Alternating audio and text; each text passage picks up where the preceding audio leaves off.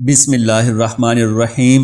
نہایت ہی محترم اور معزز مسلمان بھائیوں اور بہنوں، السلام علیکم ورحمۃ اللہ وبرکاتہ۔ دوستو، کیا کبھی آپ کے ذہن میں یہ بات آئی ہے کہ اللہ عز و جل نے ہمیں فجر کے وقت نیند سے بیدار ہو جانے کے لیے حکم کیوں دیا ہے؟ کیا فجر کا وقت صرف نماز پڑھنے کے لیے مخصوص ہے یا اس وقت میں اللہ تبارک و تعالیٰ کا کوئی خاص راز پوشیدہ ہے؟ اگر فجر کے وقت اٹھنے میں کوئی خاص راز چھپا ہوا ہے تو وہ راز کیا ہے؟ لیکن وہ راز جاننے سے پہلے ضروری ہے کہ ہم نماز کے بارے میں جان لیں جو ہم پر دن میں 5 مرتبہ فرض کی گئی ہے، اور یہ نمازیں دن میں 5 بار کیسے فرض ہوئیں، اس کے پیچھے بھی دراصل ایک شاندار وجہ ہے۔ لیکن ویڈیو میں آگے بڑھنے سے پہلے آپ سے گزارش ہے کہ اگر آپ نے ابھی تک میرے چینل قرآنک وظائف بائی شہزاد مرزا کو سبسکرائب نہیں کیا تو براہ کرم ابھی سبسکرائب والا اور گھنٹی والا بٹن دبا لیجئے تاکہ آئندہ آنے والی ہر ایک بہترین اسلامی معلوماتی ویڈیو آپ تک بر وقت پہنچ پائے۔ جزاک اللہ۔ دوستو، ہم سب جانتے ہیں کہ نماز پنجگانہ اس وقت فرض کی گئیں جب نبی آخر الزمان حضرت محمد مصطفیٰ صلی اللہ علیہ وآلہ وسلم اللہ پاک سے ملاقات کے لیے وقت کے انتہائی قلیل حصے میں 7ویں آسمان سے بھی آگے سفر معراج پر تشریف لے گئے۔ اس رات اللہ تعالیٰ نے ایک خاص پس منظر میں اپنے حبیب صلی اللہ علیہ وآلہ وسلم کو آسمان پر بلایا تھا اور اپنے خصوصی انعامات سے بھی نوازا۔ اس مبارک سفر میں اللہ تعالیٰ نے نبی صلی اللہ علیہ وآلہ وسلم کو اپنے قرب خاص سے نوازا اور انبیاء کرام علیہم الصلاۃ والسلام سے ملاقاتیں بھی کروائیں، جنت و جہنم کا مشاہدہ کروایا اور نیکوں کے اجر و ثواب اور بدوں کے انجام و عذاب کا نظارہ کروایا۔ اس عظیم سفر میں بہت سے انعامات سے نوازا گیا، جن میں ایک خاص انعام امت کے لیے نماز کا تحفہ بھی ہے، اور قیامت تک انسانوں کو اپنے معبود اور خالق سے قریب تر کرنے کا عظیم تر تحفہ اور عبادت یعنی نماز بھی اسی سفر میں عطا کی گئی۔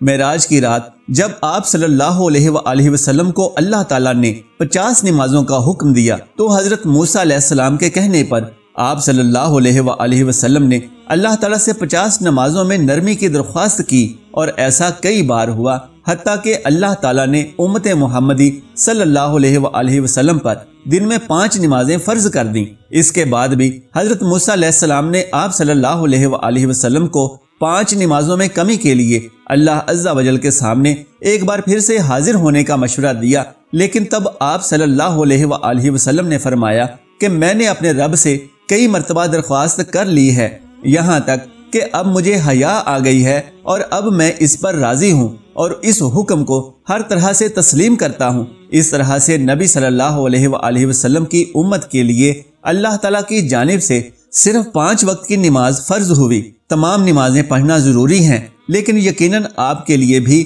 نماز فجر پڑھنا بے حد مشکل ہوگا۔ فجر کے وقت نماز کے لیے اٹھنا انسان کے لیے بے حد مشکل ہوتا ہے، لیکن دین کے اس خاص حصے میں جو راز پوشیدہ ہے اسے جب آپ جان لیں گے تو یقین کریں کہ آپ فجر کی نماز کبھی نہیں چھوڑیں گے۔ نماز فجر کے چند فضائل جان لیں کہ تمام نمازوں میں فجر کی نماز سب سے اہمیت کی حامل ہے۔ اس کی اہمیت کا اندازہ اس بات سے لگائیں کہ اللہ تعالیٰ فجر کے وقت کی قسم اٹھاتے ہیں اور فرماتے ہیں، قسم ہے فجر کی اور 10 راتوں کی اور جفت اور طاق کی اور رات کی جب وہ چلنے لگے، یقیناً ان میں عقل مندوں کے لیے بہت بڑی قسم ہے۔ سورہ فجر آیت نمبر 1 تا 5۔ حضرت عائشہ صدیقہ رضی اللہ تعالی عنہا سے روایت ہے کہ حضور صلی اللہ علیہ وآلہ وسلم ارشاد فرماتے ہیں کہ فجر کی 2 رکعتیں دنیا و ما فیہا سے بہتر ہیں۔ صحیح مسلم حدیث نمبر 725۔ یاد رکھیں کہ فجر کی باجماعت نماز ایک مسلمان کی صداقت اور ایمان کو پرکھنے کی کسوٹی ہے۔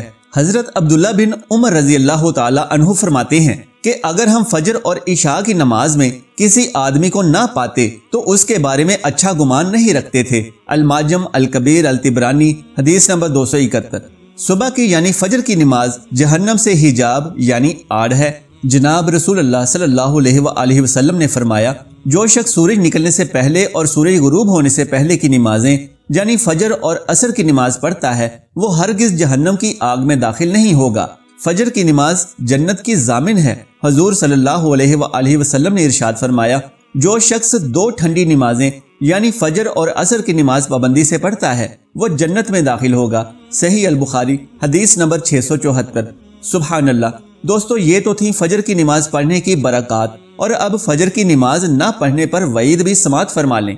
हजरत अब्दुल्ला रजी अल्लाह ताला अन्हु से रिवायत है कि जनाब रसूल अल्लाह सल्लल्लाहु अलैहि वसल्लम के सामने एक शख्स का तज़किरा किया गया जो सुबह होने तक सोता रहता, यानी फजर की नमाज अदा नहीं करता था। तो आप सल्लल्लाहु अलैहि वसल्लम ने फरमाया कि ऐसे शख्स के कानों में शैतान पेशाब कर देता है। सही अल बुखारी हदीस नंबर 1144। फजर की नमाज के वक्त किस तरह उठें, क्योंकि इस वक्त नींद का बहुत ज्यादा गलबा होता है। तो चंद तदाबीर हाजिर खिदमत हैं। नंबर 1, रात को हत्तल इम्कान जल्दी सोएं। नंबर 2, सोते वक्त फजर की नमाज जमात के साथ अदा करने का पुख्ता इरादा करें और इरादा करने में मुखलिस भी हों। नंबर 3, ऐसे असबाब इख्तियार करें जिनसे फजर की नमाज के वक्त उठना आसान हो।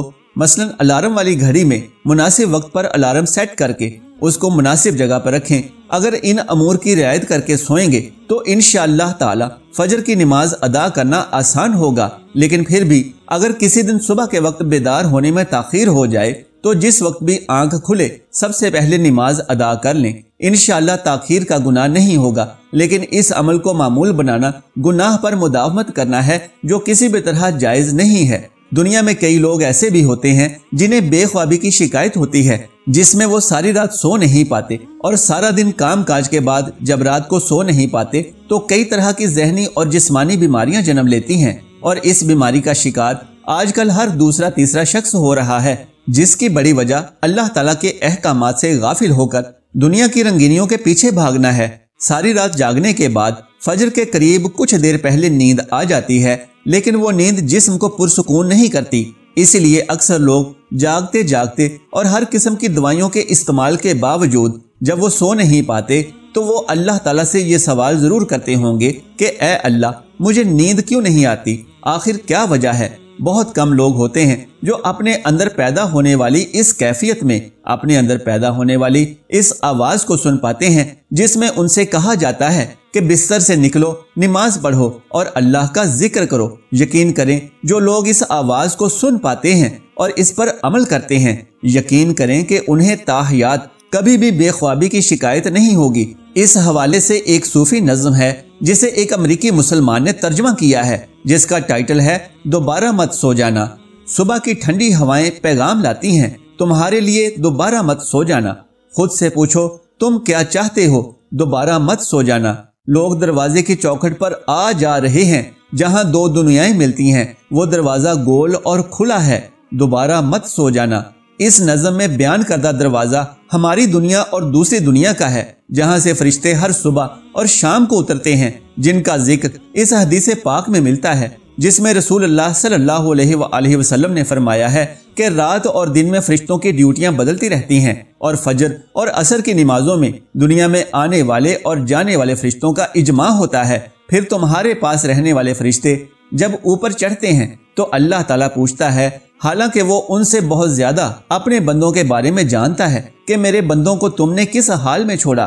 तो वो जवाब देते हैं कि हमने जब उनको छोड़ा तो वो फजर की नमाज पढ़ रहे थे, और जब हम उनके पास गए तब भी वो असर की नमाज पढ़ रहे थे।